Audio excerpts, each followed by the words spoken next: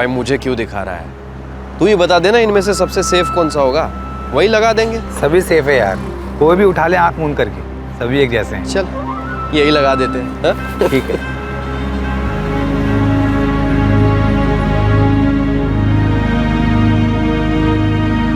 ये सच कहूँ तो मुझे याद भी नहीं कि कब और कहाँ से उड़ाया था ये फोन मैंने। बढ़िया है, चल फिर मिलते हैं। साला फर्जी सिम कार्ड और चोरी के मोबाइल से किसी को धमकाने का मजा तो मतलब डबल हो जाता है। खेल शुरू हो गया नितिन, और इसकी हर बाजी हम जीतेंगे, तू देखते जा।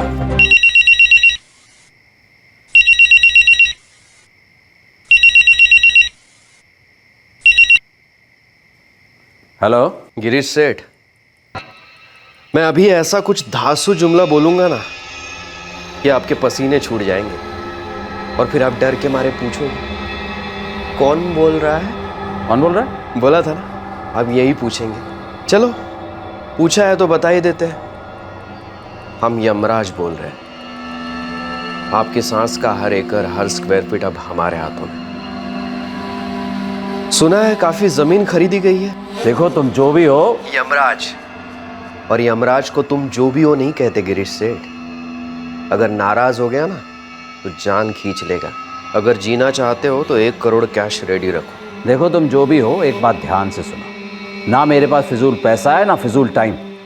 आइंदा से फोन मत करना। तो हम समझ लेते हैं कि आपकी जान फिजूल की है, जो आप हमारे गोलियों पर खर्च करना चाहेंगे। इसी तरह कुछ दिन धमकियां देते रहेंगे। विनय, पुलिस फोन ट्रेस नहीं करेगी? बिल्कुल करेगी, लेकिन तब तक हम दूसरे सिम कार्ड पर होंगे।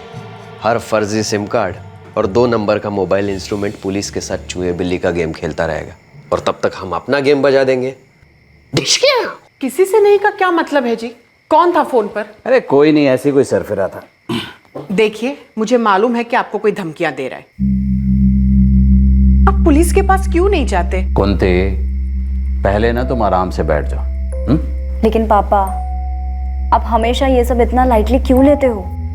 क्योंकि हमारे संस्कार, हमारे परवरिश ये सिखाते हैं कि कुत्तों को भौंकने दो। हाथी का काम है चलते रहना सही रास्ते पर। आप क्यों नहीं समझते? आप सही होंगे लेकिन दुनिया तो गलत है ना। अगर किसी सरफिरे ने आपको कुछ कर दिया तो हमारा क्या होगा? वैसे भी सौरभ को खोने के सदमे से अभी तक कोई संभला नहीं है।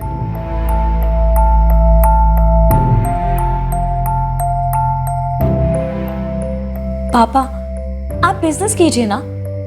ये पॉलिटिक्स आप छोड़ क्यों नहीं देते? क्योंकि बेटा, मेहनत से की हुई कोई भी चीज ऐसे कायरों की धमकियों से छोड़ते नहीं है। एक ट्रक से मैंने ट्रांसपोर्ट का बिजनेस शुरू किया था। माँ भवानी की कृपा से आज सब कुछ हमारे पास।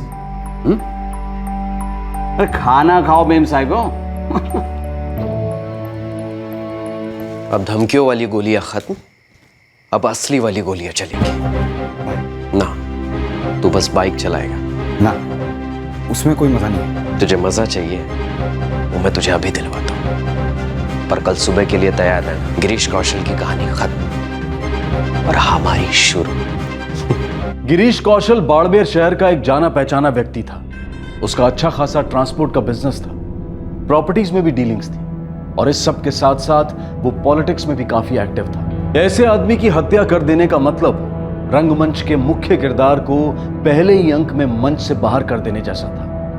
लेकिन इस मंच का रंग भंग हो गया। इस हत्याकांड की पटकथा में कुछ ऐसे मोड़ आए जिसकी नाटककार ने कल्पना तक नहीं की थी। ये आउट ऑफ स्टोरी इम्प्रोवाइजेशंस, ये कहानी में आए बिन बुलाए ट्विस्ट सारे रंगमंच को भारी पड़ गए।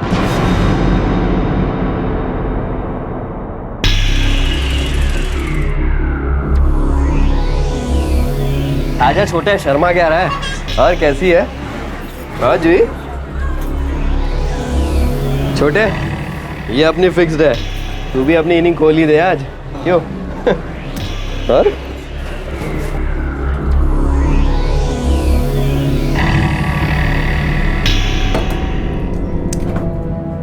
इससे क्या छू रही है? मैं हूं ना, मुझे छूना। हाँ आजा। राजेश, खबर पक्की तो है ना? हाँ सर, उस कोटे का मेन दल्ला जो है राशिद, वो मेरा खास मुखबिर है। उसने कहा कि दामोदर आज रात किसी लड़की के साथ बैठने वाला है।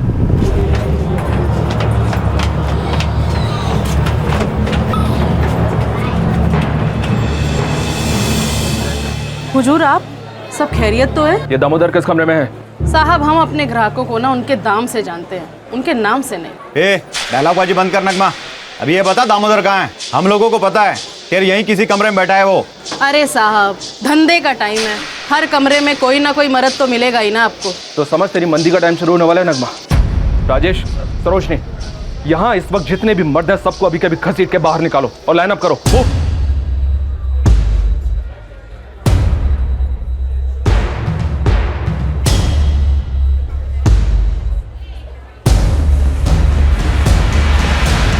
ए, चल बाहर निकल। क्या बात है साहब? अबे चल बोला ना। लेकिन बात क्या है साहब? बात तो बोलो ना। हाँ? अरे साहब बोलो ना साहब। अच्छा, दो गन साथ में लेकर चलता है?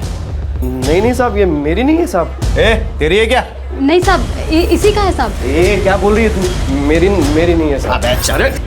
साहब, अब आप ही बता दो कि कौन है इनमें से दामोदर, ताकि आज के बाद मैं उसे यहाँ ना आने दूँ। सर, दामोदर तो मिला नहीं, ये मिला है। दो गन साथ में लेकर घूमता है। क्या नाम है इसका? विनय परियार। कहता है यही बाड़मेर का रहने वाला है। किसके लिए काम करता है तू? साहब किसी के लिए नहीं। तो ये दो पिस्तौल किस खुशी में लेकर घूम रहा है? साहब मैं अपनी सेफ्टी के लिए रखता हूँ। सर, दामोदर तो हाथ नहीं लगा, लेकिन इस छापे में दूसरा आदमी मिला है जिसका नाम है विनय परिहार, और उसके पास से 2 पिस्तौल भी मिली है। कौन है विनय परिहार? 2 गन, 2 थप्पड़ और दोनों गन्स लोडेड, एक क्लिप, 6 मतलब 12 गोलियां सर। तो तुम्हारे कहने का मतलब यह है रस्तोगी कि अब ये विनय परिहार 12 थप्पड़ और खाएगा। अरे साहब मैं बोल चुका हूँ साहब, मैं किसी दामोदर को नहीं जानता। अरे छोड़ ना दामोदर को, मैं ना तुझे जानना चाहता हूँ। तू कौन है विनय परिहार, और 2 गन लेकर क्यों घूम रहा था?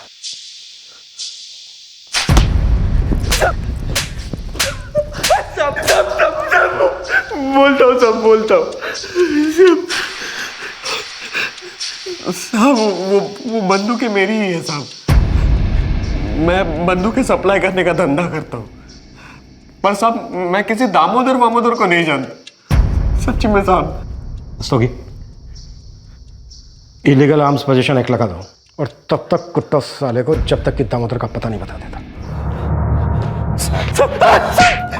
मैं सच बोल रहा हूँ। विनय परिहार बाड़मेर के बिजनेसमैन गिरीश कौशल का कत्ल करने वाला था। एक रात पहले वो एक कोठे से पकड़ा गया। पुलिस उसे नहीं किसी और क्रिमिनल को ढूंढ रही थी, लेकिन अब विनय पकड़ा गया था। क्या विनय खुद अपने प्लान के बारे में पुलिस को बताएगा? आने वाले समय में यह केस इस कदर सर के बल उलट गया, गुलाटियां मारता गया, जो शायद लंबे अरसे से इन्वेस्टिगेशन टीम ने नहीं देखा था, शायद कभी नहीं देखा था। क्या कहा था मैंने? हाँ, ऐसे ही लोग धमकियां देते रहते हैं। बंद हुई कि नहीं? बिना पुलिस के पास गए। पर इतने हफ्ते हमारी नींद हराम हुई, उसका क्या? ऐसा करते हैं, कहीं दूर चले जाते हैं छुट्टियों, जितना सोना है सो लेना। हाँ, उठोगी तो फाइन लगेगा। आपको भी ना हर बात पे मजाक सूझता है। रात को डिनर पर चलते हैं, ठीक है?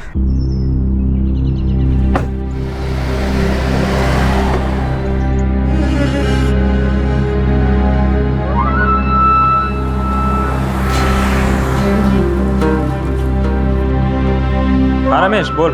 आज भी अकेले ही निकला है, ड्राइवर नहीं है, खुद ही गाड़ी चला रहा है। फिर तो बढ़िया है हमारे लिए।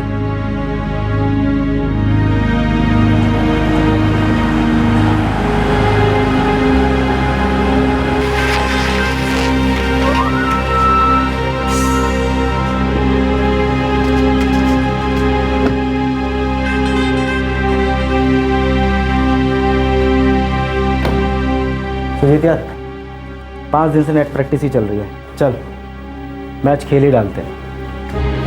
हाँ भाई, गेम खेलने का वक्त तो आ गया है। 3 दिन से अकेला ऑफिस जा रहा है। तो कर देते हैं out, LBW clean bowled run out, जैसे तू बोले। लेकिन यार आउट कर देते हैं। Back to pavilion. ये लीजिए हुकुम।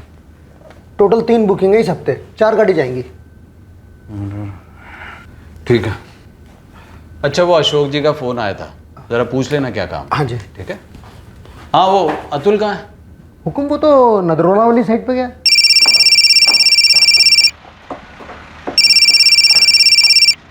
हाँ जी सर जी, नमस्कार। सब कुछ सही जा रहा है ना?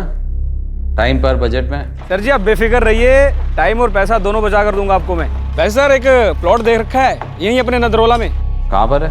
यहीं अपने हाईवे पर ही है। मतलब कोई एयर कंडीशन ढाबा वाबा खोल देंगे तो सोने की मुर्गी समझो आप। आप कहें तो पार्टी से बात चलाऊं? हाँ, सही दाम दे रहे हैं तो ले लेंगे। अच्छा सुन, विश्वनाथ जी से बात हुई? वो अपने बाकी के 2 बीघा देने को तैयार है कि नहीं? अरे नहीं सर, मना कर रहा है, बहुत ट्राई किया। एक काम करता हूँ सर, एक बार फिर ट्राई करता हूँ, आखिरी बार। भाई हमारा काम है ईमानदारी से पूछना, कोशिश करते रहना। अब जिसको जमीन नहीं बेचनी नहीं बेचेगा।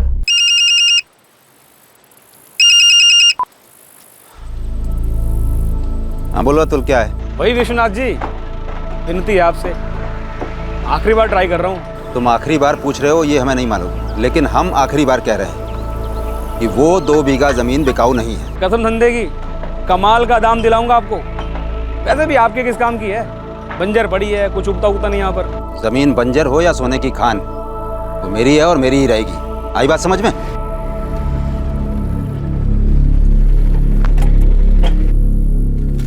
लो बापू, खाना खा लो। क्या हुआ, इतना टेंशन में क्यों दिख रहे हो?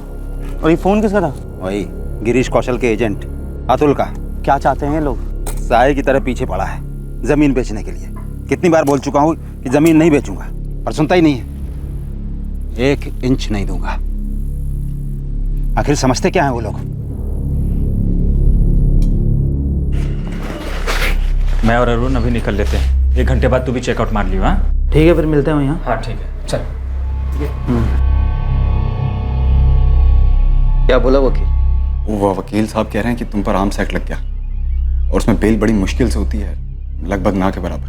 अरे नहीं यार छोटे, पैसा जो है ना वो हर ना को हाँ में बदल देता है। भाई बदल देता होगा, लेकिन उसके लिए पैसे भी तो होने चाहिए। विनय, सारे पैसे खत्म हो गए अपने पास। भाई बहुत लड़की चल रही है। गिरीश कौशल की हत्या करने निकला विनय परिहार जेल पहुंच गया था। उस पर गैर कानूनी हथियार रखने के जुर्म में केस चल रहा था, लेकिन गिरीश कौशल की हत्या का षड्यंत्र फिर से रचा गया। किसने रचा, कैसे अंजाम दिया गया, इन सभी सवालों के जवाब पुलिस को आसानी से नहीं मिलने वाले थे।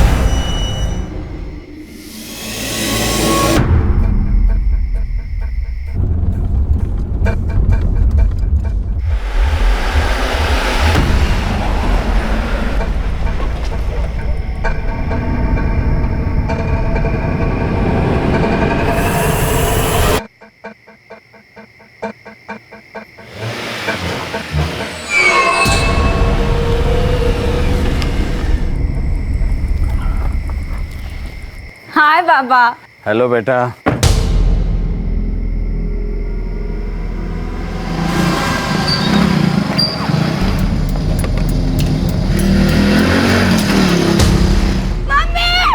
क्या हुआ?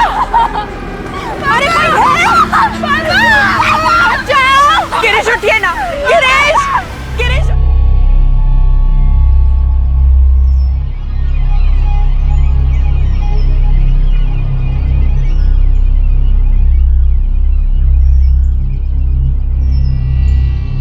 तो 2 लोग थे, हेलमेट पहना था उन्होंने। अचानक से गेट के अंदर आए और जैसे ही पापा घर की तरफ आने लगे, उन्होंने पापा को गोली मार दी। माधुरी प्लीज कंट्रोल करने की कोशिश करो। तुम जितना ज्यादा हमें उनके बारे में बताओगी, हम उन्हें उतनी जल्दी पकड़ पाएंगे। क्या उन दोनों के साथ कोई और भी था? फायरिंग के बाद वो भागे कैसे? सर मैं तो पापा की तरफ भागी, लेकिन हाँ मैंने एक बाइक के जाने की आवाज जरूर सुनी। कुछ और बता सकती हो? मेरा मतलब कुछ भी। सर सब कुछ इतना फास्ट हुआ, कुछ भी नहीं पता चला। उनकी एज क्या हो सकती है? मेरा मतलब उनकी बॉडी लैंग्वेज से तुम्हें कुछ पता चला हो कि वो यंग थे या? हेलमेट पहन रखा था और रात भी काफी थी, तो कुछ समझ में नहीं आया। और तुम बाद में अंदर से बाहर आई? हाँ सर, मैंने आवाज सुनी थी, फिर माधुरी दीदी चिल्लाई तो मैं और मम्मी भाग के बाहर गए। कुंती जी सॉरी, लेकिन हमें आपसे भी कुछ सवाल पूछने हैं आपके पति के बिजनेस के बारे में।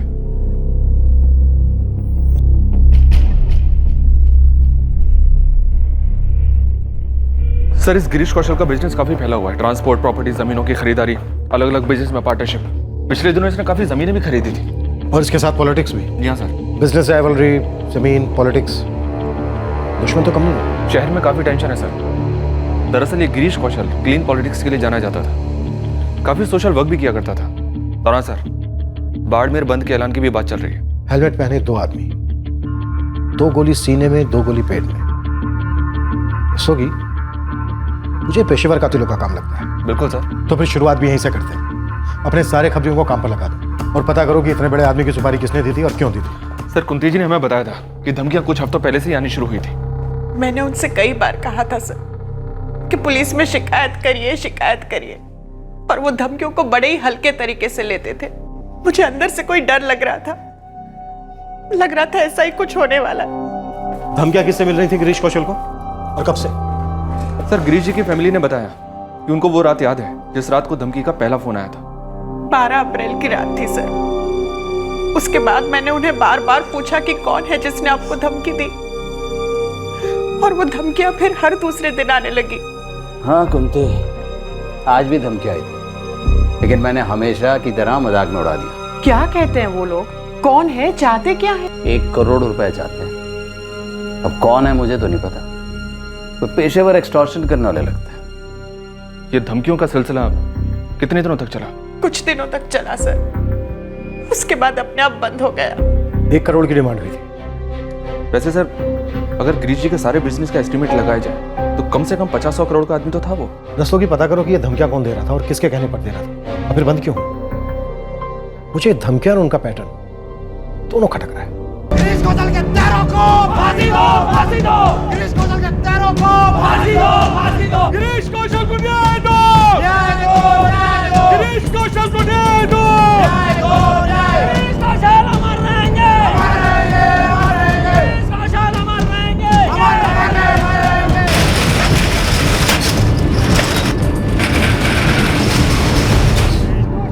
गिरीश कौशल की इस भयंकर हत्या की वजह से उनके समर्थकों का आक्रोश सड़कों पर उमड़ पड़ा। शहर के कई हिस्सों में बंद कामयाब रहा, तनाव बना रहा। गिरीश का कारोबार काफी अच्छी तरह बढ़ रहा था, फैल रहा था। उसे कोई अच्छी सिक्योरिटी रखनी चाहिए थी। देखो क्या जमाना आ गया है। जब किसी के लिए कुछ करता है, समय निकालता है, भला करता है, उसके साथ ऐसा होता है। विश्वास ही नहीं होता कि नहीं रहे वो। अभी परसों ही तो कह रहे थे कि विश्वनाथ से बात करोगी, वो 2 बीघा जमीन हमें बेच दे। अब इस सब बारे में बात करके क्या फ़ायदा। मगर उस वक्त गुरी जी अच्छे दाम देते तो शायद मैं हाँ कह देता, लेकिन इतने कम दाम बताया कि मन ही नहीं किया बेचने का। सब लिखित होता है जी। देखिए ना, बड़ी अजीब किस्मत पाई है इस कौशल परिवार ने। पिछले साल इकलौता जवान लड़का मारा गया एक्सीडेंट में, और अब घर के कर्ता गिरीश जी नहीं रहे।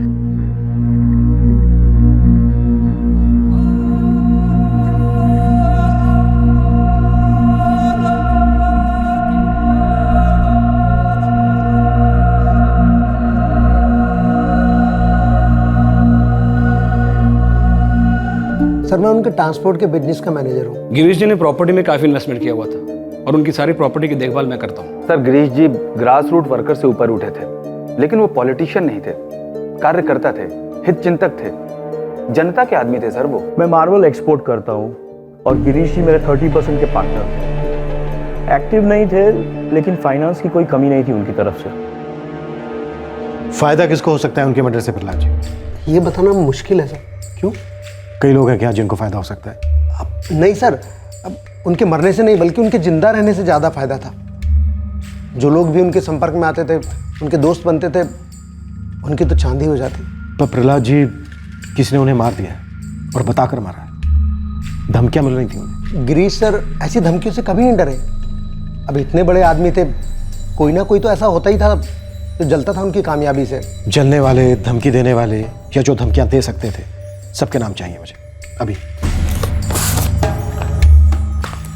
लिख कर दीजिए। सॉरी सर, लेकिन ऐसे कैसे किसी का नाम लिख दूं? पेन से लिख दो। क्या कोई और तरीका जानते हो लिखकर देने का? वैसे लिख दो, एसएमएस कर सकते हो मुझे उन सब के नाम चाहिए जो गिरीश कौशल के दोस्त नहीं थे। लेकिन सर उनका तो कोई दुश्मन भी नहीं था। तो ऐसा कोई था जिसे गिरीश कौशल की पर्सनल या प्रोफेशनल लाइफ की वजह से कोई ठेस पहुंची हो? गिरीश जी ने कई किसानों से बंजर जमीनें खरीदी, एक अरसे से खरीदते आए थे। फिर आ गया हाईवे और रातों रात जमीनों के भाव 100 गुना बढ़ गए। तो उन सभी बेचने वालों के दिलों को तो जरूर ठेस पहुंची होगी। तो उनमें से ऐसा कौन था जो अपनी बेची गई बंजर जमीन के नुकसान को गिरीश कौशल के खून से सींचना चाहता था? नाम लिख दो। लेकिन सर मैं ऐसे कैसे किसी का नाम लिख दूं? अतुल, तुम्हारे बॉस का कत्ल हुआ है। अगर उसके चलते हम 10-12 लोगों को पूछताछ के लिए बुला लेंगे तो उन पर कोई कहर नहीं टूट पड़ेगा और ना ही तुम पर। नाम लिख कर दो।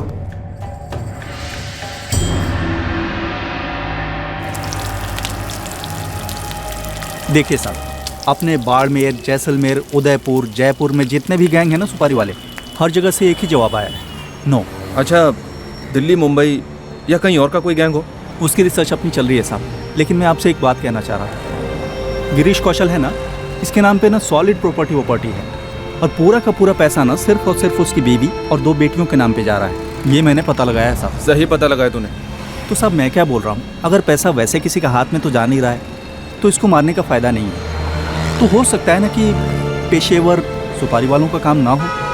देख चारो, ये जो भी है हेलमेट पहनकर है। इनकी पूरी स्टडी थी। एन मौके पर 20 सेकंड में गेम बजाया और वहां से फरार हो गए। ना कोई हथियार फेंका, ना पीछे को छूटा। ये 101% पेशेवर किराए के टट्टू है। और हाँ, मुझे उस आदमी का भी नाम चाहिए जिसने इन्हें सुपारी दी है। टाइम दो साहब, टाइम देंगे ना तो सुराग मिलेगा। सर, गिरीश कौशल और उसके एम्प्लॉइज के फोन रिकॉर्ड्स कल तक आ जाएंगे। और गिरीश कौशल के टेंडर्स और सरकारी कॉन्ट्रैक्ट्स? उसके बारे में पता किया सर। कॉन्ट्रैक्ट्स में और टेंडर्स में वो सिर्फ जूनियर पार्टनर बनकर ही रहा है। उसकी इन्वॉल्वमेंट केवल टेंडर पास कराने तक ही रहा करती थी, क्योंकि उसके पॉलिटिकल कनेक्शन थे ना सर। मतलब ये पॉलिटिकल किलिंग हो सकती है, या फिर कोई ऐसा जो गिरीश कौशल को सिर्फ इसलिए रास्ते से हटाना चाहता था क्योंकि गिरीश कौशल कॉन्ट्रैक्ट्स पास करवा सकता था? राइवल पॉलिटिकल पार्टी और गिरीश की पार्टी के अंदर के राइवल्स दोनों की इन्फॉर्मेशन और रिकॉर्ड्स निकाले जा रहे हैं सर। गुड। एक भी एंगल बिना टटोले पास मत करना रास्तों की, क्योंकि दगा हमेशा कोई अंदर वाला ही करता है। अब ये हमें तय करना है कि अंदर वाला कौन है और बाहर वाला कौन है। एक तरफ पुलिस अंदर वाला कौन है और बाहर वाला कौन है इसकी जांच करने में लगी थी, तो दूसरी तरफ इस कत्ल के षड्यंत्र के रंगमंच के बैक स्टेज और ऑन स्टेज खिलाड़ियों की अनबन इस नाटक का पर्दा गिराने की धमकी दे रही थी।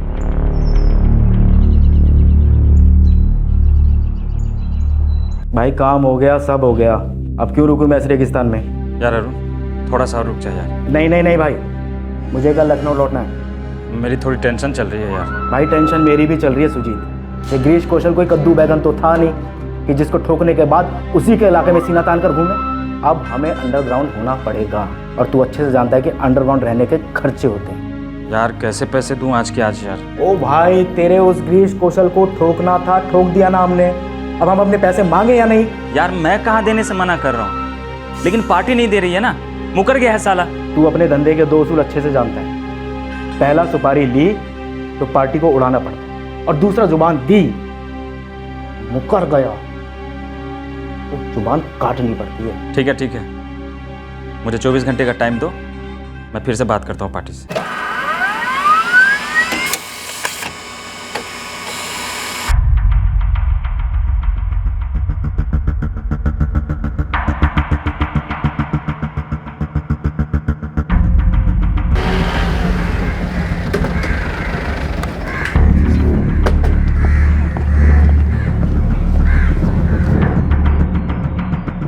सर, यही नंबर होगा? हाँ सर, क्योंकि उस रात फर्स्ट टाइम जब पापा को फ़ोन आया तब हम लोग खाना ही खाने वाले थे।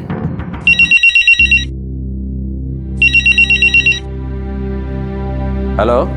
12 अप्रैल से लेकर 21 अप्रैल तक इस नंबर से कई बार कॉल्स आए। अच्छा कुंती जी, आप हमें बता रही थी कि गिरीश जी ने आपसे कहा था, तो क्या उन्होंने आपको कभी ये बताया कि ये धमकियां उन्हें देता कौन था? दरअसल वो हमें कोई टेंशन नहीं देना चाहते थे, इसलिए वो हमें सारी बात बताते ही नहीं थे। लेकिन सर, ये वाली 12 अप्रैल वाली पापा की बात हमारे सामने हुई थी। ठीक है।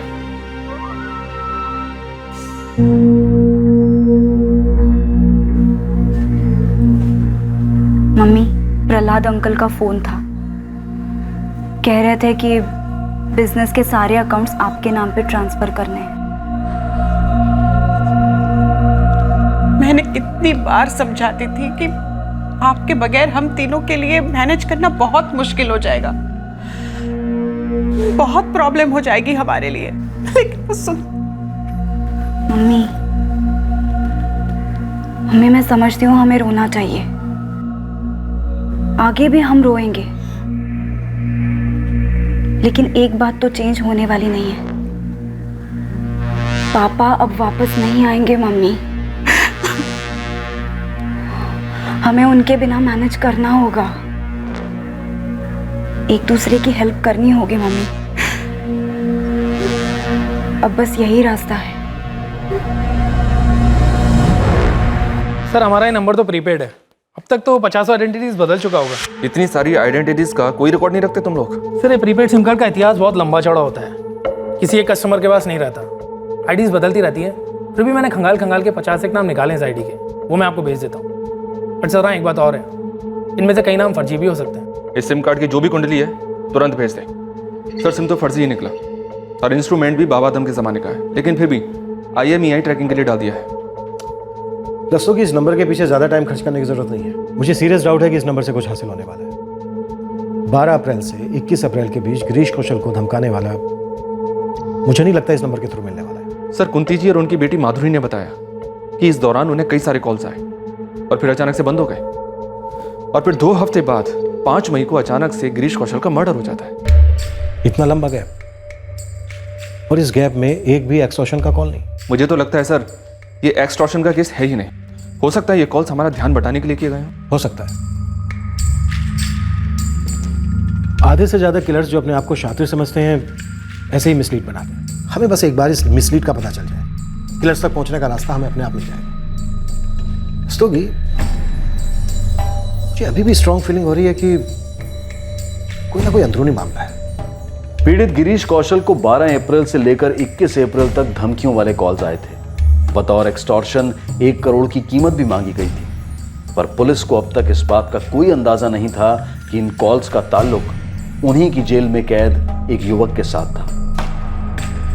अगर विनय परिहार को हथियारों सहित पुलिस ने अचानक से पकड़ नहीं लिया होता तो शायद अगली सुबह विनय ने ही गिरीश कौशल की जिंदगी का पर्दा गिरा दिया होता। पर फिर यह काम कोई और कर गया। कौन थे वो खिलाड़ी, और आखिरकार इस खेल का मकसद क्या था?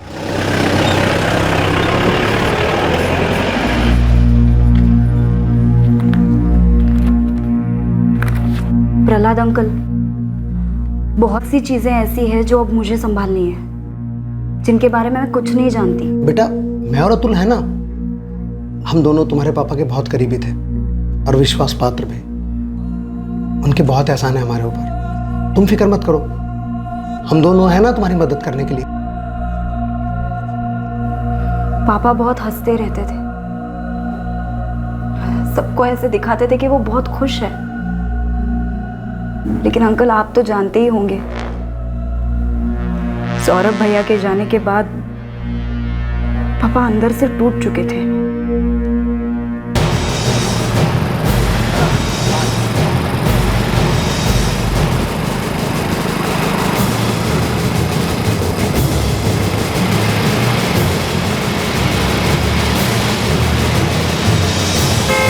गिरीश कौशल के बेटे सौरभ का वाकई में एक्सीडेंट हुआ था या फिर करवाया गया था? सर ये जोधपुर का केस था, वहां के इन्वेस्टिगेटिंग ऑफिसर से मेरी बात हुई।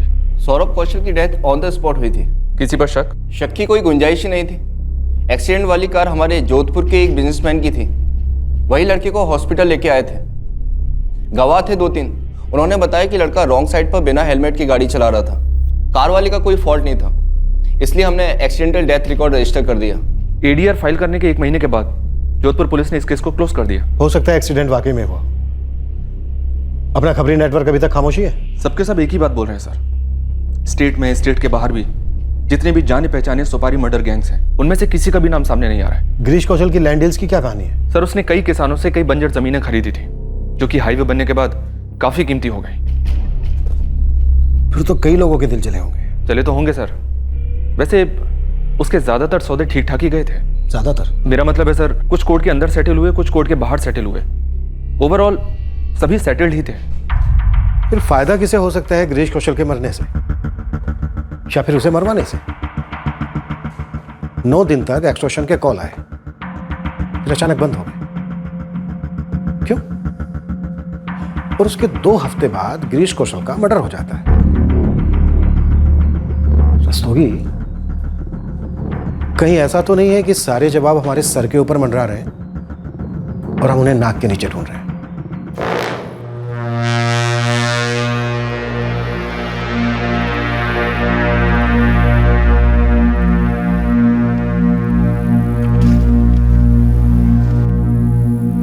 ये 50,000 रुपये एडवांस के जो आपने मांगे थे, एक बार रजिस्ट्रेशन हो जाए बाकी के पैसे चेक में दे देंगे। ठीक है, लेकिन सौदा जल्द से जल्द हो जाना चाहिए।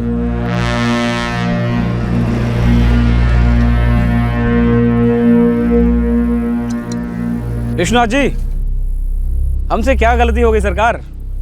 जो दाम गिरीश जी आपको उस 2 बीघा बंजर जमीन के लिए दे रहे थे, आपके लड़के केदार ने कहीं कम दाम में किसी और को बेच दी। अरे तो मैंने कहा ना, ऐसा नहीं था कि ज़मीन बेचनी नहीं थी हमें। और ऐसा भी नहीं था कि हम एक ही दाम पे अड़े हुए थे, पर आप तो बात करने को तैयार ही नहीं थे। अब बस हो गया सो हो गया। मुझे तो आज की चिंता है। अब केदार की पढ़ाई में काफ़ी खर्च आ रहा था, तो मैंने सोचा कि कम दाम में ही सही बेच देते हैं ज़मीन। सर जी, आपने एक फ़ोन करना भी ज़रूरी नहीं समझा मुझे। एक बार बोल दिया होता बस। अब जो दाम बोलते ना उसी में खरीद लेते हम। अब छोड़ो भी, ज़मीन हमारी बिकी है, भावुक आप हो रहे हो। माजरा क्या है? आप नहीं समझेंगे सर जी। तो समझाओ मुझे। अब आपके गिरीश कौशल के पास ज़मीन की तो कोई कमी थी नहीं। आधा बाड़मेर खरीद रखा था उन्होंने, अब ऊपर से वो रहे नहीं। उसके बाद आप मेरी छाती पर क्यों बैठे हो?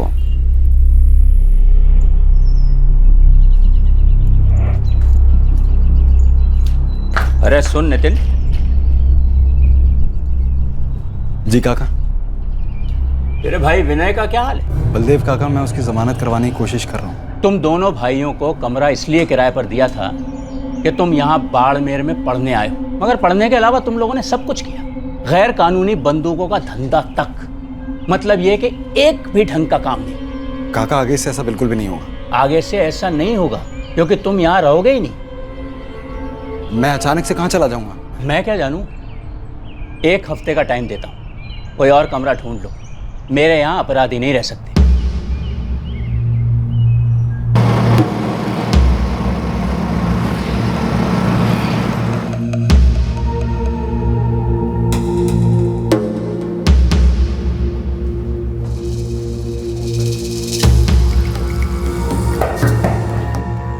कौन है? मैं सुजीत।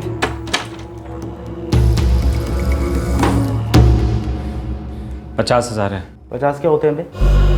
50 में हम ये मच्छर नहीं मारते। बहुत हाथ पैर मारने के बाद निकलवाए मैंने अरुण। ओ, हाथ पैर मारने की बात कर रहे हो? हमने पूरा का पूरा आदमी मार दिया, और इतना साफ काम किया है ना हमने। पुलिस को एक सुराग तक नहीं मिला। किसी को नहीं मालूम कि हमारे गैंग ने सुपारी उठाई है। खबर ही कुछ नहीं बोल पाए उन्हें। भाई मुझसे ये मार्केटिंग की क्या जरूरत है? मैं तो तुम लोग के साथ ही था ना। साथ था, लेकिन अब किसके साथ है ना पता नहीं।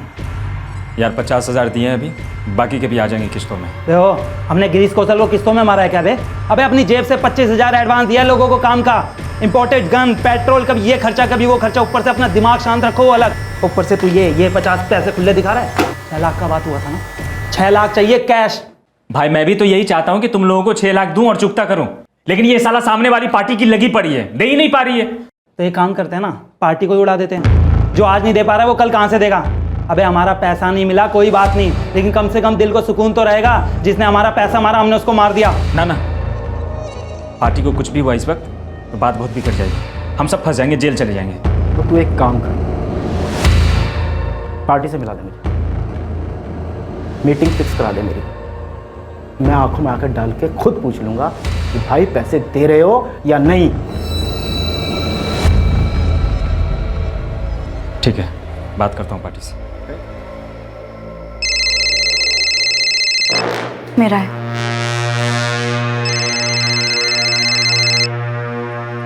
हेलो। हाँ ठीक है, हाँ ठीक है, बोला ना मैंने।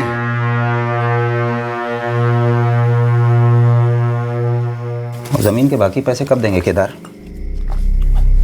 और रजिस्ट्रेशन हो जाने के बाद चेक देंगे बापू। तेरे दादाजी ने 4 बीघे जमीन बेची थी, एकदम घाटे का सौदा। भाग में जो लिखा था हो गया, अब क्या कर सकते हैं। हाँ वो भी ठीक है।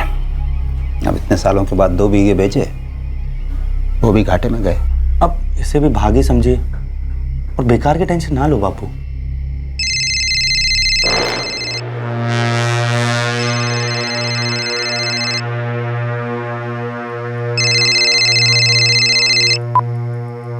हाँ बोलो।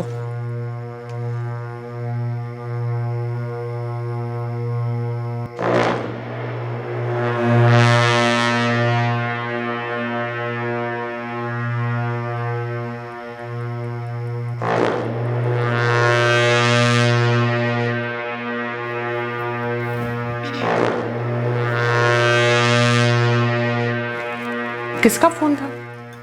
प्रहलाद अंकल का था, कुछ काम था उन्हें। बेटा माधुरी, मैं नहीं चाहती कि तुम ऑफिस के काम की वजह से कॉलेज की पढ़ाई के ऊपर ध्यान न दो। मम्मी, ऐसा नहीं होगा। कॉलेज और ऑफिस दोनों संभालूंगी मैं। माधुरी दीदी, पुलिस को कुछ पता चला कि पापा को किसने? नहीं श्वेता, अभी तक कुछ नहीं पता चला। कल ही बात हुई थी पुलिस से। साहब, हम जितने भी लोग हैं इस धंधे में सब बड़े हैरान हैं कि आखिर इतने बड़े आदमी की सुपारी निकली और हमें कानो कान खबर तक नहीं हुई। साहब जानकारी तो नहीं, लेकिन आपको एक राय दे सकती। जल्दी बोल। कहीं ऐसा तो नहीं साहब कि पनवाड़ी खुद ही पान लगा के चबा गया हो इस मामले में? मतलब क्या है तेरा? मतलब साहब है साहब, आपने दुनिया भर के मुखबिर, हिस्ट्री सीटर और पता नहीं किन किन लोगों के पास जाकर के जानकारी ली, लेकिन अभी तक किसी पेशेवर गुट का नाम सामने आया क्या? अभी तक तो नहीं, और शायद आगे आएगा भी नहीं, क्योंकि ये काम किसी पेशेवर गुट के अपराधी का हो ही नहीं सकता। हो सकता है जिस पार्टी को गिरीश कौशल से सबसे ज्यादा दिक्कत थी, उन्हीं ने उसका काम तमाम कर दिया हो। ये तो फ्री फॉर ऑल हो रहा है। हर कोई हरफन बोला बनकर अपनी थ्योरीज बांट रहा है, वो भी फ्री में। और प्रैक्टिकल में हमारे हाथ में क्या है? जीरो। आज तक किसी भी केस में हमने हिस्ट्री शीटर्स को या खबरियों को इतना टेस्ट नहीं किया, लेकिन सबके सब एक ही बात कह रहे हैं कि कुछ नहीं है। नहीं रस्तोगी, ऐसा हो ही नहीं सकता कि कुछ नहीं है। तुमने गिरीश की बीवी, उसकी बेटी से बात की? कोई घरेलू मामला, अफेयर शफेयर, किसी रिश्तेदार के साथ कोई खटास? बीवी का अफेयर हो सकता है, बेटी का अफेयर हो सकता है। ये एंगल तो हमने अभी तक सोचा नहीं है। मैं कौशल परिवार के सारे पर्सनल चिट्ठे खोलता हूँ, शायद कुछ मिल जाए।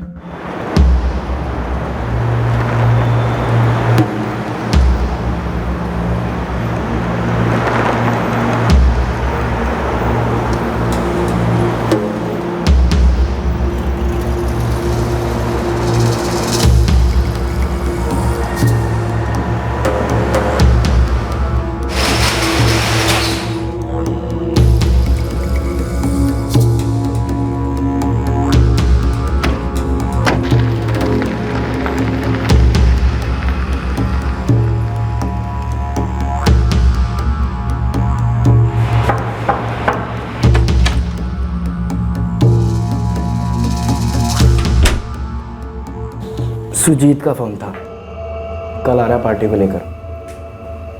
पता क्या करें? पार्टी को ठोक कर निकल जाए घर के लिए? उसके बारे में बाद में सोचते हैं, अभी मैंने कुछ और सोचा है। क्या सोच रखा है? यहीं जैसलमेर में एक बड़ा हाथ मारते हैं। कोई घर या दुकान देख रखी है? दुकान है सुनार की। बड़ी? नहीं, छोटी है, लेकिन मैंने मुआयना किया है। जम के झपटे ना 4-6 लाख कहीं नहीं गए। पकड़े जाने का रिस्क? वो तो है, लेकिन इतना भी नहीं कि रिस्क ना ले सकें। ठीक है, करते हैं। पहले सुजीत और इस पार्टी से निपट लेते, उसके बाद जेवरों पे चपड़ते।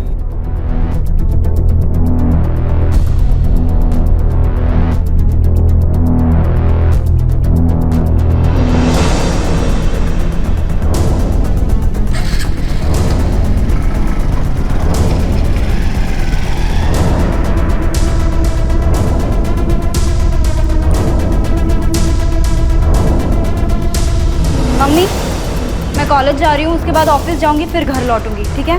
ठीक है बेटा।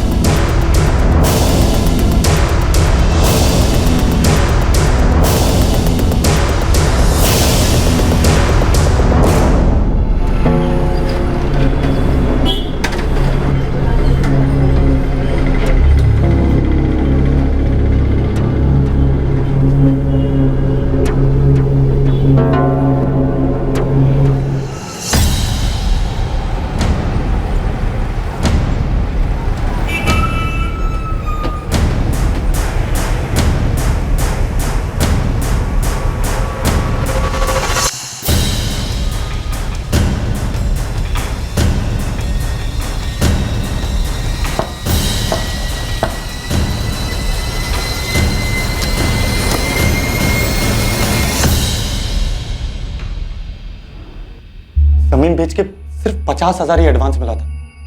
वो पूरा का पूरा मैंने सुजीत को लाके दे दिया, बोला भाई लोगों को दे दो। जो मैंने तुरंत के तुरंत लाके दे दिए थे भाई। मैं तुम्हारे हाथ जोड़ूं, पैर पड़ूं, सिद्धि से 25,000 का एडवांस दिया था इतने बड़े काम के लिए, जैसे मक्खन की तरह हमने पूरा किया। सौदा 6 लाख का हुआ था और 50,000 पकड़ा। भिखारी समझ रखा है? नहीं अरुण भाई, ऐसा बिल्कुल भी नहीं है। आप लोग प्लीज मेरी मजबूरी समझो। मजबूरी क्या है रे? तुम किसी टीवी सीरियल के दुखियारे बाप हो जो अपनी लौंडिया का दहेज नहीं दे पा रहा है?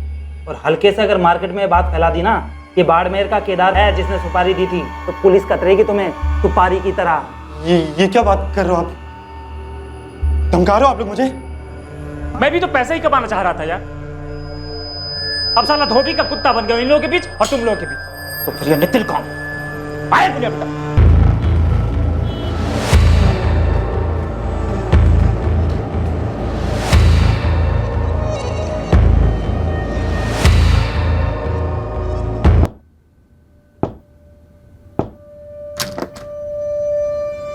आजा आजा आजा, बहुत जल्दी आ गया था। आजा।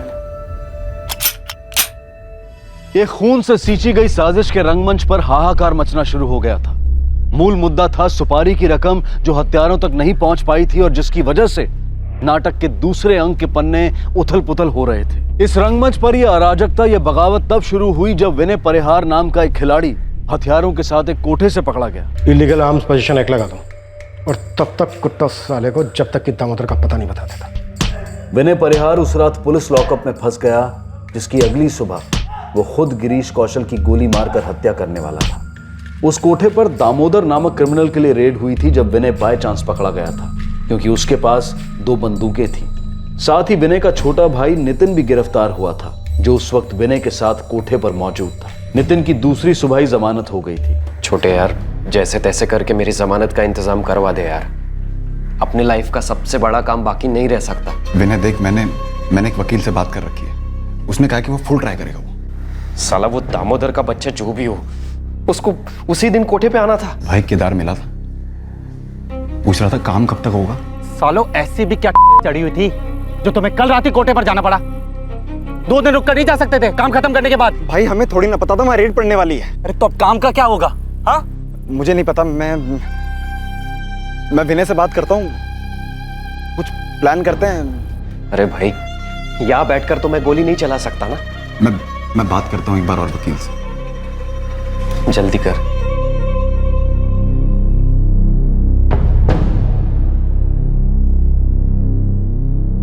ऐसे हताश माहौल में विनय की मुलाकात सुजीत से हुई, जो एक हिस्ट्री शीटर था उसी जेल में।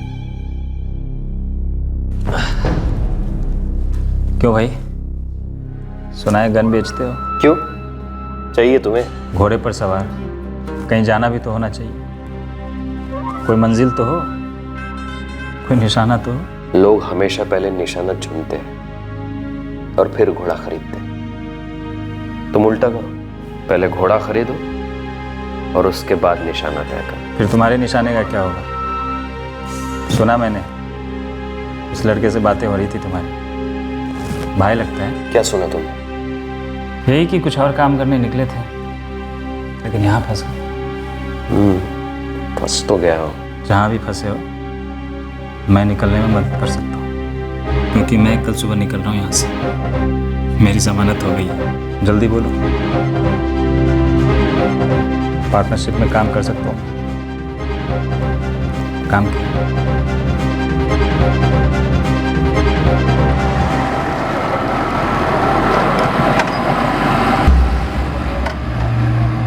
लॉकअप में विनय ने इस सुपारी का काम सुजीत को सौंप दिया था और इसी वजह से अगले दिन जमानत पर निकलकर सुजीत सीधे जाकर विनय के छोटे भाई नितिन से मिला।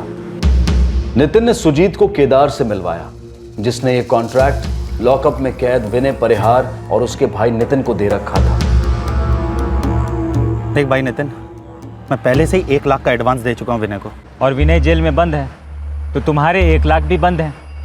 कम से कम 6 महीने का लॉक इन है, फिक्स डिपॉजिट की तरह पड़ा रहेगा। इस एडवांस के अलावा ये कॉन्ट्रैक्ट 7 लाख रुपए में डन हुआ था। अरे पर काम होने के बाद ना, यहाँ तो एक पत्ता भी नहीं हिला अभी तक। देखो, विनय ने मुझे बोला था 6 लाख में सौदा तय हुआ है। मैं तो 6 से 1 दमड़ी कम ना लूंगा। देख भाई केदार, सीधी सी बात है, जितने पैसे में बात तय हुई थी उतने पैसे देने पड़ेंगे। अरे तो जो तय हुआ था उसके हिसाब से अभी तक गिरीश कौशल को ठुक जाना चाहिए था, पर वो तो हुआ नहीं है। अरे तो उसमें हमारी क्या गलती है? पर नितिन, मेरा काम तो नहीं हुआ ना। देखो, मेरे पास सिर्फ 25,000 रुपए एडवांस देने के लिए, वही दे सकता हूँ मैं एक चूहा मार के तुम्हारे हाथ में डाल देता हूँ, क्योंकि 25,000 में इससे ज्यादा काम नहीं हो सकता। अरे कैसी बातें कर रहे हैं यार, सही बात कर रहे हैं यार। भाई देखो, पहले मुझे यकीन दिलाओ कि तुम किसी काम के आदमी हो या नहीं, वरना पता चला तुम्हें कल मैंने पैसे दिए, तुम गए कोटे पे और हो लिए अंदर। यहाँ पैसा बांटने की मशीन नहीं खोल रखी है मैंने। वहां वो गिरीश कौशल वो मजे में अपनी जिंदगी काट रहा है और यहाँ मैं नौसिखियों में पैसे बांट रहा हूँ। अरे नहीं यार नितिन, रहने दो, मैं कहीं और से काम करा लूंगा। अरे रुक रुक रुक रुक, ना तुम मुझे जानते हो और ना ही मेरे आदमियों को जानते हो।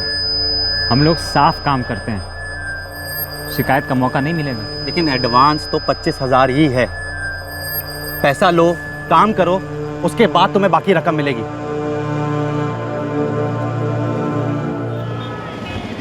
अब इस रंगमंच पर शुरू हुआ षड्यंत्र का दूसरा अंक, गिरीश कौशल की हत्या का प्लान बी। इस अंक में रंगमंच पर एक और किरदार दाखिल किया गया। ये था शार्प शूटर अरुण, जिसके साथ सुजीत की लखनऊ जेल में दोस्ती हुई थी और जो सुजीत की तरह जमानत पर अब बाहर था। भाई काम अपने इलाके का बाहर का है, जहां हमारा कोई रिकॉर्ड है नहीं और ना कभी बनेगा, ऊपर से पैसे भी अच्छे हैं। तो हाँ समझू ना भाई, कोरे कागज पर तस्वीर बनाने में किसको मजा नहीं आता। तो कब पहुंच रहा है बाड़मेर? भाई हम कल तक पहुंच जाएंगे। ये हम कौन है भाई? भाई गेम बजा रहे हैं, आइटम नहीं। अब एक साथी तो चाहिए ना, रमेश नाम है उसका। ठीक है, लेकिन इस रमेश को अलग से पैसे नहीं मिलेंगे, अपने हिस्से से देना जो भी देना है, ठीक है? हाँ दे दूंगा यार, वैसे भी बहुत कड़की चल रही है। गिरीश कौशल की हत्या करने आए ये दो किराए के हत्यारे अरुण और रमेश इस षड्यंत्र के रंगमंच में दाखिल किए गए दो नए पात्र थे। जो कॉन्ट्रैक्ट किलिंग विनय परिहार करने वाला था, उसे अब सुजीत राठी और उसके लखनऊ से बुलाए गए दो पेशेवर शार्प शूटर, सुपारी देने वाला केदार, लेने वाला सुजीत और अंजाम देने वाले अरुण और रमेश के बीच सुपारी की रकम को लेकर सौदेबाजी तनाव को और गरमा रही थी। देखो यार, बहुत जल्द मेरी जमीन की बिक्री के पैसे मिलते ही मैं तुम लोगों को पैसे दे दूंगा। कितने? 1.5 लाख। क्या तू गाड़ी की किस्त भर रहा है क्या? पहले 25,000 की डाउन पेमेंट, फिर 50,000 की किस्त, फिर अभी तेरी 1.5 लाख की किस्त। तू बाकी के 4.25 लाख कब देगा? बुढ़ापे में पेंशन देगा मैं तू? अरुण भाई, सच सामने से बोल रहा हूं मैं। जो भी आ रहा है मेरे पास पैसा, मैं सब दे रहा हूं। मेरा भरोसा करो प्लीज, थोड़ा और टाइम दे दो। सुजीत। अरुण यार, इतना बोल रहा है तो थोड़ा और रुक जाते हैं, अब दूसरा कोई चारा भी तो नहीं है। हाँ रमेश, अरुण मान जाओ।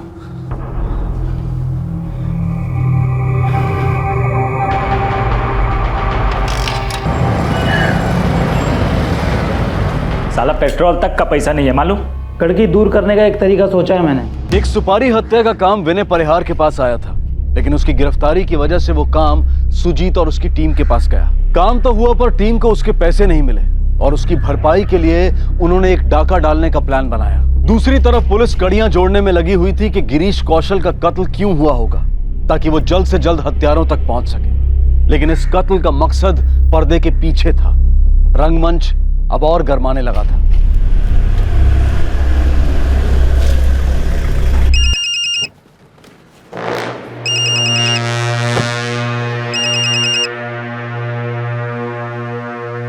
हेलो, ऋषिनगर पुलिस स्टेशन से पुलिस इंस्पेक्टर प्रदीप राठौड़ बोल रहा हूँ। जी सर। माधुरी, तुम्हारे पापा ने एक जमीन खरीदी थी जिसे लेकर कोर्ट में केस चल रहा था। सॉरी सर, इन सब के बारे में मैं कुछ नहीं जानती। अभी सब संभालने की कोशिश कर रही हूँ, पर जब पापा थे तब तो कभी ऑफिस ही नहीं आई। मैं समझ सकता हूँ। देखो, रिकॉर्ड चेक करो, वहां जाकर पूछो किसी से। ये जमीन तुम्हारे पापा ने 2013 में किसी गौरीशंकर पालीवाल से खरीदी थी। ठीक है, मैं चेक करूंगी।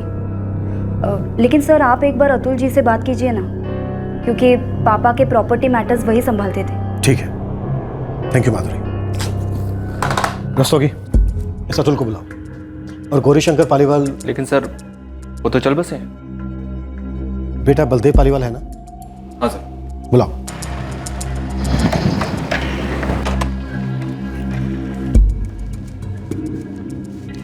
बलदेव जी, साहब ने थाने बुलाया आपको। मुझे?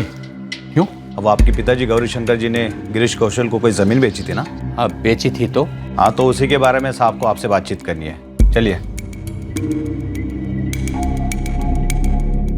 सर 2 साल पहले की बात है, मरहूम गौरी शंकर जी को अपनी 4 बीघा जमीन बेचनी थी। तेरे दादाजी ने 4 बीघे जमीन बेची थी, एकदम घाटे का सौदा। कोर्ट केस किस बात को लेके हुआ था तू? गौरी शंकर जी के परिवार को लग रहा था कि घाटे का सौदा हुआ है।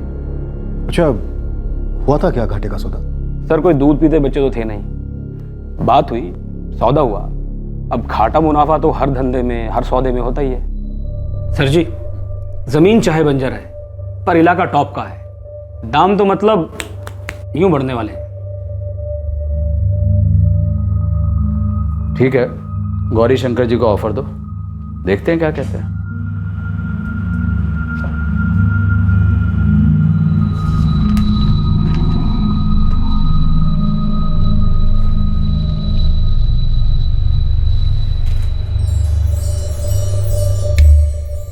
सर बाकायदा सारा पेपर वर्क सही था, सब कुछ एकदम कानूनी, एक एक कागज।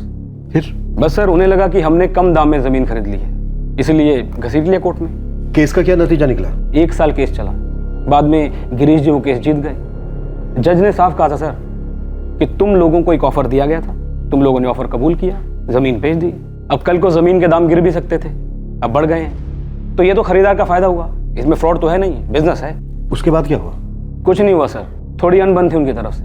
अतुल की बात छूटी नहीं है सर, हम उस दाम पर राजी हुए और हमने जमीन बेची। तो फिर कोर्ट केस अनबन? इतने बड़े आदमी के साथ कैसी अनबन साहब? हम मजबूरी में थे, तंगी में थे, गिरीश जी ने हमें ऑफर दिया, हमें लगा सही होगा, हम मान गए। ये केस आपके छोटे भाई विश्वनाथ ने किया था? जी।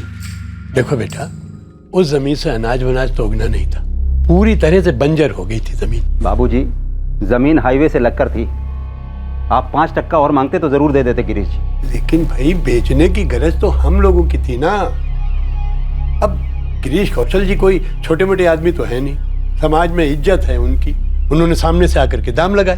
अब हम उनसे क्या मोल भाव करते, हमें ठीक लगा हमने बेच दी। बाबूजी गिरीश जी होंगे इज्जतदार आदमी, बहुत नाम है उनका, लेकिन हम लोग भी ऐसे वैसे नहीं है कि कोई भी आए सामने से मूंगफली के दाम ऑफर करे और हम लोग हाँ बोल दें। विश्वनाथ, हम ना करते, मना करते तो बात बहुत फैलती।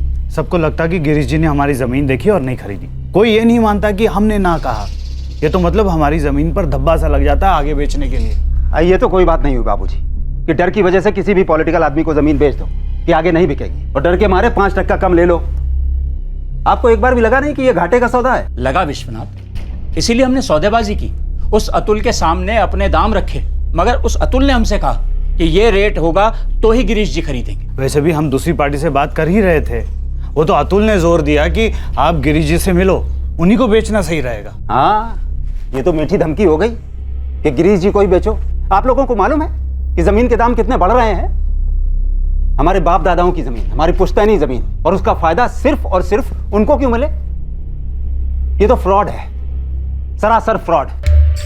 देखिए सर, दिल तो सभी का खट्टा हुआ था, मगर उस खटास को एक बार विश्वनाथ ने जबान दे दी तो हम सब भी सहमत हो गए। हमें लगा कि हमारे साथ धोखा हुआ है, चीटिंग हुई है हमारे साथ, हमें सस्ते दाम पर जमीन बेचने के लिए राजी किया गया। और आप कोर्ट चले गए? जी, लेकिन केस तो विश्वनाथ ने किया था, उसका भी जमीन पर उतना ही हक था जितना हमारा। जमीन बेचते समय उससे सलाह मशवरा हो नहीं पाया था। और आप लोग ये केस हार गए? जी, और उसी दौरान बाबूजी भी चले गए। बलदेव जी, एक सीधा सवाल पूछ रहा हूं, सीधा जवाब दीजिएगा। आपको लगा इसमें आपका नुकसान हुआ है, इस गुस्से में आकर क्या आपने गिरीश कौशल का कत्ल करवाया? सर, कत्ल ही करवाना होता तो केस क्यों करते? देखो साहब, 2 साल पहले जमीन का सौदा हुआ, 1 साल पहले हम केस हार गए, और अब तो जमीन पर गिरीश जी की कोठी खड़ी है। पालीवाल परिवार के साथ जमीन का सौदा और कोर्ट केस के पर्दे के अंदर झांक कर पुलिस को साजिश की संभावना की हल्की सी झलक नजर आई थी, लेकिन यह नजारा धुंधला था, अभी काफी कुछ पता चलना बाकी था।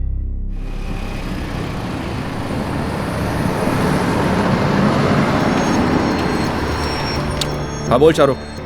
साहब, आपने उस बलदेव को थाने बुलाया था ना पूछताछ के लिए, वो कौशल जी के खिलाफ केस को लेकर के? हाँ तो साहब, इधर आपने उसे उठाया उधर एक चिड़िया उड़ी। क्या बोली चिड़िया? साहब चिड़िया बोली कि कुछ दिनों पहले तक इसके घर पे 2 लड़के रह रहे थे, जिसमें से एक अभी जेल में बंद है। जेल में? किस केस में? और नाम क्या उसका? विनय परिहार। छोटा भाई नितिन परिहार। ये जो विनय है ना, जेल में बंद है, गैर कानूनी हथियार के चक्कर में। अच्छा अच्छा, ये वही विनय है क्या जो कोठे पर? हाँ साहब, वही। बाड़मेर पुलिस ने गिरीश कौशल की हत्या के मामले में पूछताछ करने के लिए डिस्ट्रिक्ट कोर्ट से विनय परिहार की कस्टडी ली।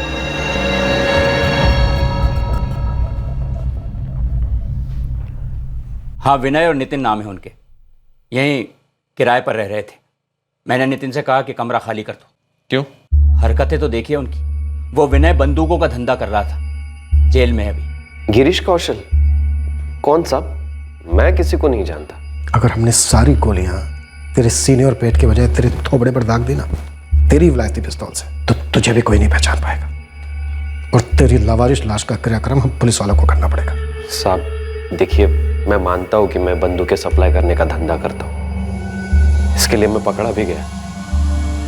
लेकिन साहब, मैं सिर्फ बंदूकें बेचने का काम करता हूँ, मैं उन्हें चलाता नहीं हूँ। मेरा भतीजा है केदार, उसकी इन दोनों से दोस्ती थी, नितिन और विनय।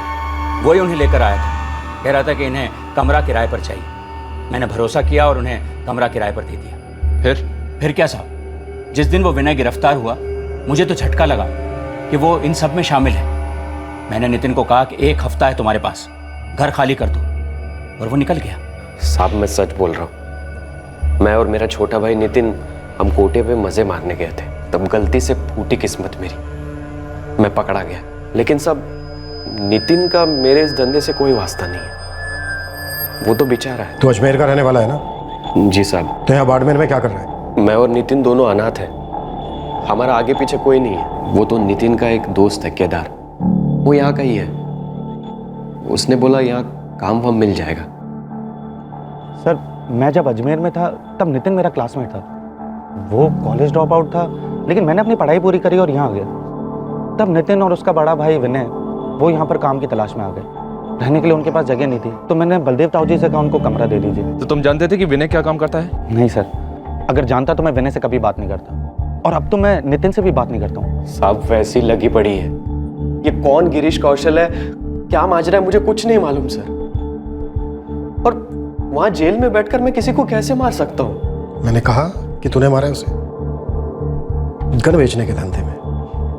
अच्छे से जानता है कि लोग दुश्मनियों से, लालच से, नफरत से मरते हैं। साहब किसी अजनबी को मरवा कर मेरा क्या फायदा हो सकता है?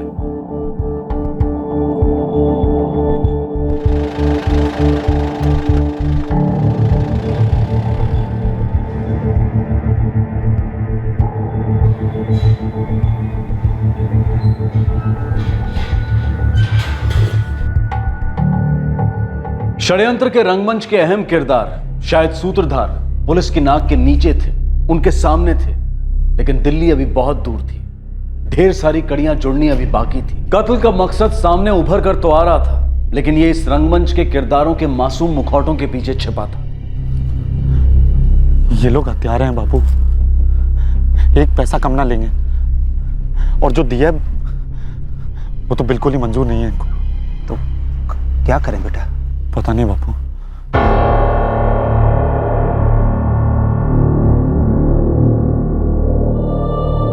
ये आप कैसे कह सकते हैं कि मैंने आपके साथ धोखा किया? आपने मेरे पिताजी को मार्केट के दाम से 5% कम दिए थे गिरीश जी। विश्वनाथ जी, गौरी शंकर जी को हमने एक ऑफर दिया था, उन्होंने कबूल किया।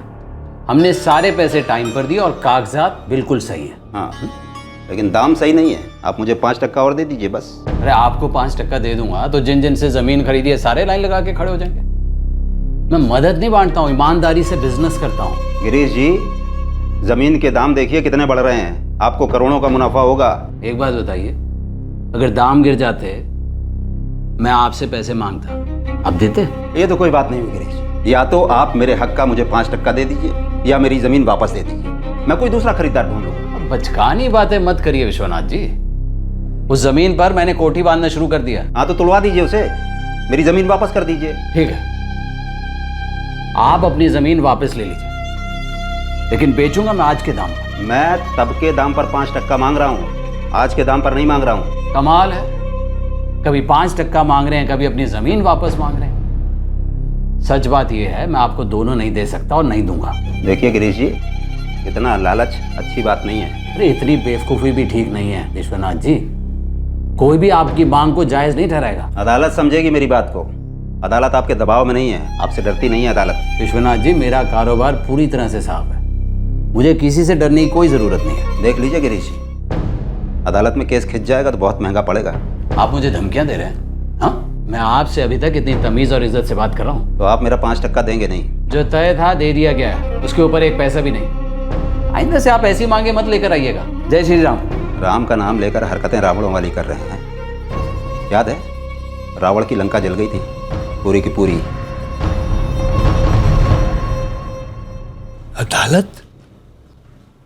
क्यों विश्वनाथ? क्यों नहीं बाबूजी? बाबूजी, विश्वनाथ ने ईमानदारी से उससे कहा कि 5% दे दो, उसने मना कर दिया। लेकिन केस करना क्या उचित होगा? बड़े लोग हैं वो, वकील वगैरह का काफी खर्चा होगा। आखिरी दम तक लड़ूंगा। ऐसा कहीं लिखा नहीं है कि आदमी अमीर है, ताकतवर है तो सिर्फ उसकी मर्जी चलेगी। बाबूजी, अदालत के सामने बड़ों बड़ों को घुटने टेकने पड़ते हैं। लेकिन उस जमीन पर तो उसने कोठी बनाना शुरू कर दिया। हाँ, लेकिन उस कोठी में रहेगा नहीं, जीना हराम कर दूंगा उसका। देखो बेटा विश्वनाथ, इतना याद रखो, तुम ये सब कर रहे हो ना, वो सब एक ऐसा बदला लेने के लिए कर रहे हो जिसकी नींव एकदम खोखली है। कहीं ऐसा ना हो कि उसकी इमारत गिराने के चक्कर में तुम्हारी अपनी धंस जाए। देखो बेटा, गुस्सा अच्छे अच्छों को मिट्टी में मिला देता है। सर जी, उस बेवकूफ ने केस कर ही दिया और पिटीशन ये फाइल की है कि हमने जमीन खरीदने के चक्कर में उसके पिता श्री गौरीशंकर के साथ धोखा किया है। सर फिर आया, अब मेरे लॉयर सब संभाल लेंगे। विश्वनाथ पालीवाल जानता नहीं है कि कोर्ट केस पैसों के साथ जिंदगी को भी चूस लेगा। जिद पर अड़ा रहा विश्वनाथ पालीवाल अपनी बची खुची सारी छोटी छोटी जमीनें बेचने लगा जो उसे विरासत में अपने पिता से मिली थी। इन पैसों से वो गिरीश कौशल के खिलाफ केस लड़ता रहा।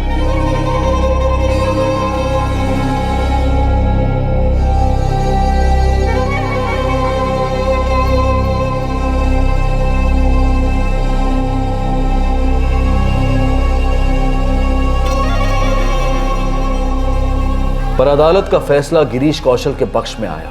ऐसा नहीं था कि विश्वनाथ को पता नहीं था कि एक दिन ऐसा होगा, पर उसके अंदर एक अजीब सी जिद थी कि किसी भी तरह फैसला उसकी तरफ होगा। सारा कुछ क्या कर दिया मैंने?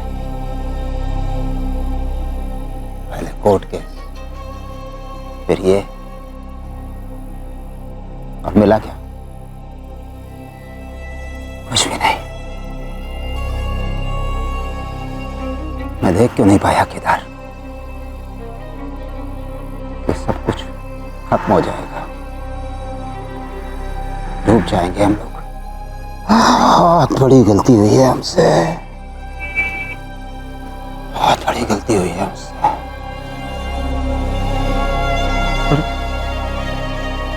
पर अब क्या कर सकते हैं बापू? कर सकता था मैं, रोक सकता था तुझे। इस काम के लिए हाँ नहीं कहनी थी मुझे। एक बेटे ने अपने पिता को एक हारती हुई लड़ाई लड़ते देखा था। एक बेटे ने अपने पिता को टूटते हुए देखा था, इस सोच से कि उसके साथ धोखा हुआ है। एक बेटा अपने पिता को न्याय नहीं तो कम से कम सुकून तो देना चाहता था। यार केदार, मैं जब भी तेरे बापू को देखता हूँ मेरा दिल बैठ जाता है यार। वो हमेशा मायूस और उदास बैठे रहते हैं। आजकल बापू के दिमाग में बस एक ही बात चलती रहती है कि मुझे गिरीश कौशल ने धोखा दे दिया, मुझे गिरीश कौशल ने धोखा दे दिया। सच्ची में धोखा दिया था उसने? हाँ, दिया था। गिरीश कौशल तो ये बात मानने से रहा और ना ही वो भरपाई देने वाला है कभी। अरे वो क्यों देने लगा यार? बापू गए थे मांगने उससे, जलील किया उन्हें जब बापू ने केस ठोका। और देखो, उस केस ने हम सबको बुरी तरह से ठोक दिया। ये गिरीश कौशल की काफी जमीनें होंगी ना यहाँ पर? अरे आधे बाड़मेर की जमीनें उसी की हैं साली। बंदा अपने रुतबे, अपने पॉलिटिकल कॉन्टैक्ट के दम पे सारी जमीनें हड़प रहा है, और वो भी अपने खुद के दाम पर, अपनी मर्जी पर। अरे भाई, मर्जी का मालिक तो सबको होना चाहिए। अरे काय का मालिक? सारी मर्जी के मालिक सिर्फ मालिक लोग होते हैं, बाकी हमारी मर्जी तो। देख भाई, उसने तेरे बाबूजी, तेरी माई और तुझे गहरा घाव दिया है ना? दिया है या नहीं? कोई शक नहीं, दिया है। और वो तुम्हारी जमीन भी नहीं लौटा रहा? इस जिंदगी में तो कभी नहीं लौटाएगा। तो तू भी उसके घर वालों को गहरा घाव लौटा दे इसी जिंदगी में। कैसे? उसकी जिंदगी लेकर खत्म कर। क्या बात कर रहा है बे? देख यार, ये तिल तिल कर और रो रो कर जिंदगी जीने में कोई मतलब नहीं है। आखिर इंसान की भी तो कोई इज्जत होती है ना। और ये जिंदगी और मौत एक रंगमंच है। उस गिरीश कौशल ने तेरे बाबूजी की आंख पर पर्दा गिरा दिया। अब तेरा भी तो फर्ज बनता है ना कि तू उसके आंख पर पर्दा गिरा दे, और वो भी परमानेंट। क्या क्या करना है? हिसाब बराबर करना है। गिरीश कौशल का जान लेकर? उसने तो आपको जिंदगी भर के लिए जिंदा लाश बनाकर रख दिया है। जान का बदला जान बापू। पहले मेरी जिद थी गिरीश कौशल को अदालत में हराने की, उसके लिए आधी जमीन बेच दी। फिर तुम्हारी जिद थी गिरीश कौशल को खत्म कर दिया, बाकी जमीन उसके लिए बेच दी। अब एक मुट्ठी जमीन नहीं है हमारे पास बेचने के लिए। सब कुछ खत्म हो गया। गिरीश कौशल पर गोली चलवाने वाले अब भी पुलिस की रडार से बाहर थे, लेकिन वो आतंकित थे क्योंकि गोली चलाने वाली उनकी कठपुतलियां अब उन पर ही बंदूकें तानने की धमकी दे रही थी। चोट खाए हारे हुए किरदार और बगावत पर उतरी कठपुतलियां अब इस खून से रंगे रंगमंच पर आखिरी अंक खेलने वाले थे, और इस आखिरी अंक ने इस कहानी को अपने सर के बल उलट दिया।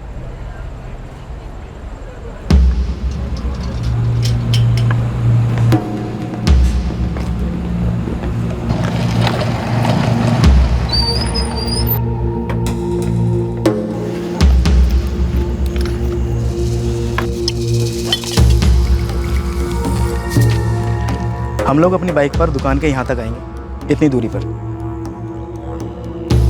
फिर मैं उतर जाऊंगा और चलता हुआ दुकान के यहाँ तक आऊँगा, आराम से, कोई टेंशन नहीं। उसके बाद सुजीत, तू और मैं दोनों मिलकर दुकान के काउंटर को फोड़ देंगे और सारा माल बटोर लेंगे। और रमेश? रमेश बाहर ही खड़ा रहेगा। अगर कोई भी खतरा होता है तो तू 3 बार एक्सीलेटर देगा, व्रूम व्रूम व्रूम, और हम लोग दौड़ कर इसके पीछे बैठ जाएंगे और वहां से भाग जाएंगे। लेकिन ऐसा होगा नहीं। क्या नहीं होगा? मतलब कोई खतरा नहीं होगा। हम लोग बड़े आराम से सारा माल बटोर कर यहाँ आ जाएंगे, और यहाँ आने के बाद माल के होंगे 3 हिस्से। फिर उसके बाद टाटा बाय बाय, और फिर उस केदार और उसके बाप के गोली मारेंगे। ठीक? चलें? चलिए सुजीत। हाँ चलो।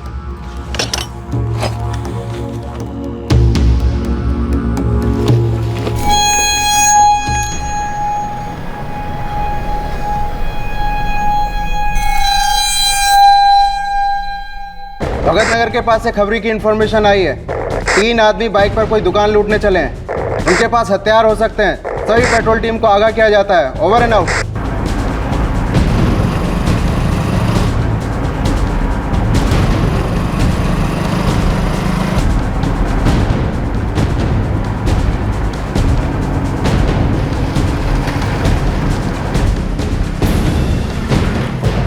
संदिग्ध स्पॉट हुए हैं, गाड़ी आगे लो जल्दी।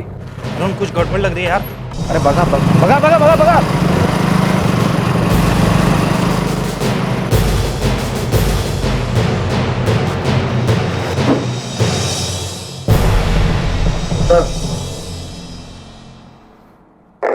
तीनों संदिग्ध धर लिए गए, हथियार मिले।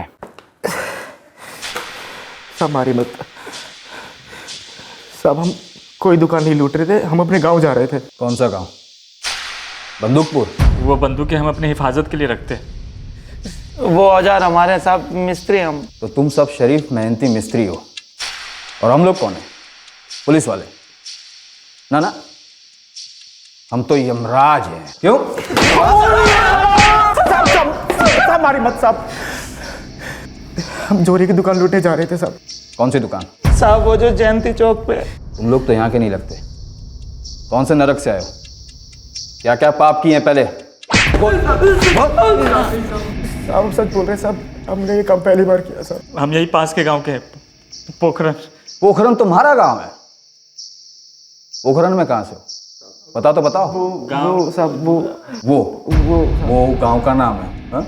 वो गांव का नाम है।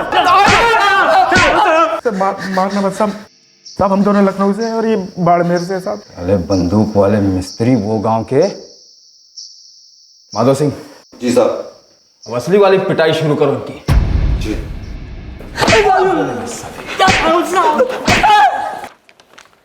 सर, ये बाड़मेर के उस लड़के की फाइल है, वहाँ के थाने ने फैक्स की है। क्या लिखा है? मिस्त्री हैं? नहीं सर, सुजीत राठी नाम है, हिस्ट्री शीटर है और अभी कुछ ही दिन पहले सजा काट कर आया है। और वो दो लखनऊ के नवाब? एक अरुण सैनी और एक रमेश सिंह। कुंडली क्या इनकी? सर, पूरे यूपी के हर दूसरे शहर में कांड किया इन लोगों ने और वहाँ के हर जेल की हवा काट चुके हैं। और इतनी दूर जैसलमेर में एक छोटी सी ज्वेलरी की दुकान लूटने आए थे। हो ही नहीं सकता। एक बाड़मेर से, दो यूपी से। जरूर कोई बड़ा कांड करने आए थे या कर चुके हैं। सर, गंगा पेट्रोल पंप की डकैती और 3 हफ्ते पहले एटीएम की लूट, कहीं ये तीनों वही तो नहीं है?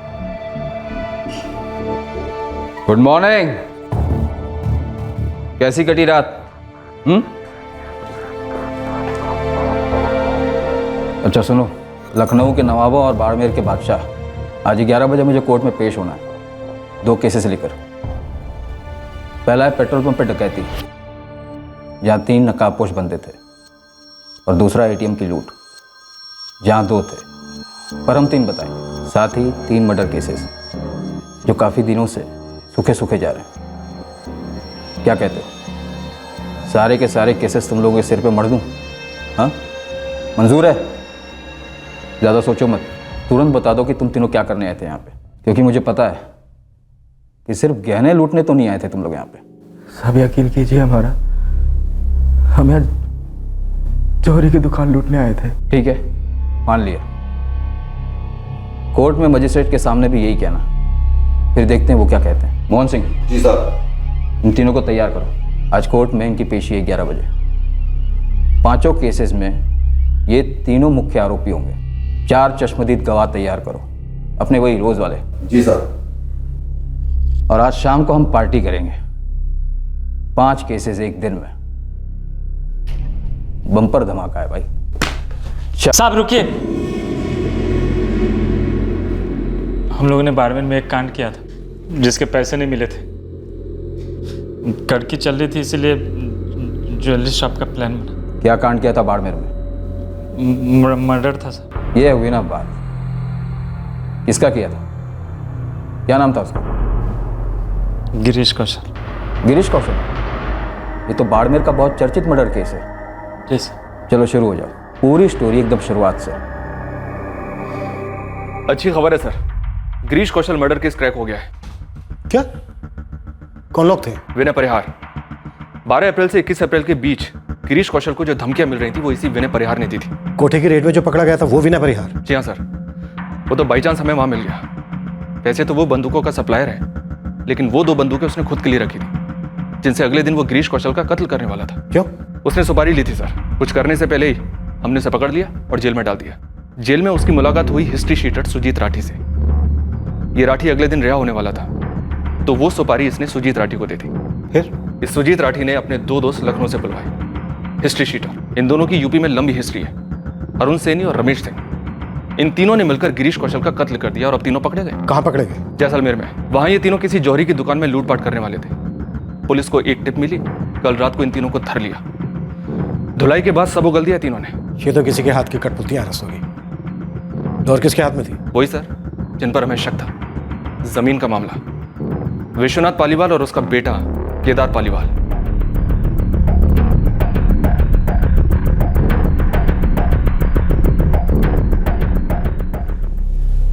भैया, मैं तो सोच भी नहीं सकता था कि विश्वनाथ के दिल में गिरीश जी के लिए इतनी नफरत पनप रही थी। थोड़ी नफरत तो हम सबके दिल में थी वल्लभ। विश्वनाथ के दिल में वो नासूर बन गई। सर, अरुण सैनी, रमेश सिंह और सुजीत राठी, इन तीनों को जैसलमेर से रवाना कर दिया गया है। अभी भी यकीन नहीं हो रहा है कि गिरीश कौशल के हथियार इस तरह से पकड़े गए।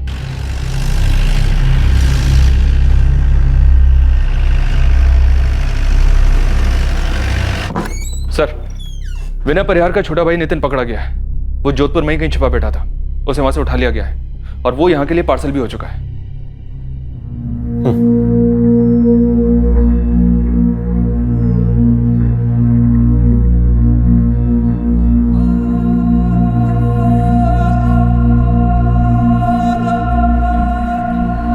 मम्मी, पापा के हत्यारों को पुलिस ने पकड़ लिया। कौन थे दीदी?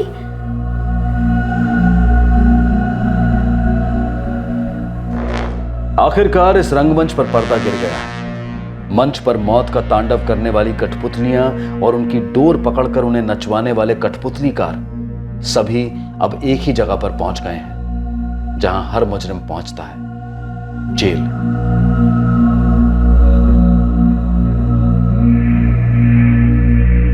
गिरीश कौशल की हत्या में शामिल सभी मुजरिमों को आईपीसी की धारा 302 के तहत हत्या के लिए, धारा 120 बी के तहत आपराधिक षड्यंत्र के लिए, धारा 34 के तहत एक ही मंशा से जुर्म करने के लिए और सेक्शन 25 के तहत अवैध हथियार रखने के लिए बुक किया गया है। सभी इस वक्त जुडिशियल कस्टडी में है। निराशा एक अथाह गड्ढा है। इसे आप अवैध तरीके से भरने की कोशिश करो तो ये और गहरा होता जाता है और भरने वाले को खींचकर डुबो देता है और फिर निगल लेता है। विश्वनाथ को इस बात का एहसास काफी देर से हुआ।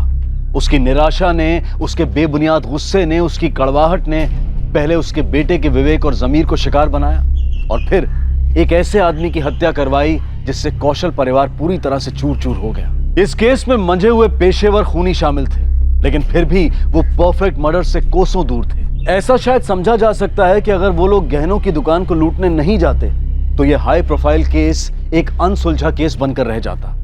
लेकिन जुर्म की एक खासियत है कि वो मुजरिम को घुमा फिराकर कानून के कटघरे में लाकर खड़ा कर ही देता है। फिर मुलाकात होगी अगले एपिसोड में एक और चौंका देने वाले केस के साथ। तब तक सतर्क रहें, सुरक्षित रहें और देखते रहें क्राइम पेट्रोल सतर्क। सबक एक को सीख हम सबको। जय। इस तरह के और भी एपिसोड देखने के लिए हमारे चैनल को सब्सक्राइब करें और बेल आइकन दबाना ना भूलें।